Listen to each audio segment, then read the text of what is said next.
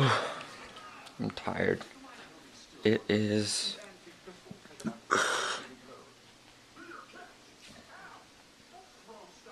the day after the 4th of July, which is the 5th of July. And I don't know, there was a bag of ham in the freezer.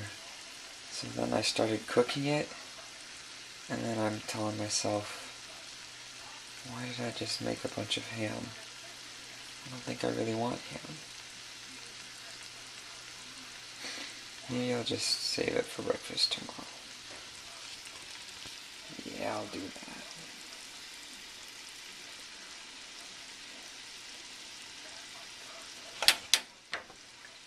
It's tasty.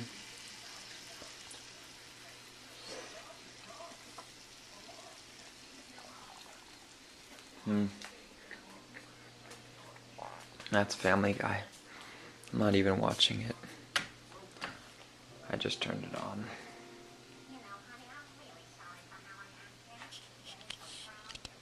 And that's Little Boy.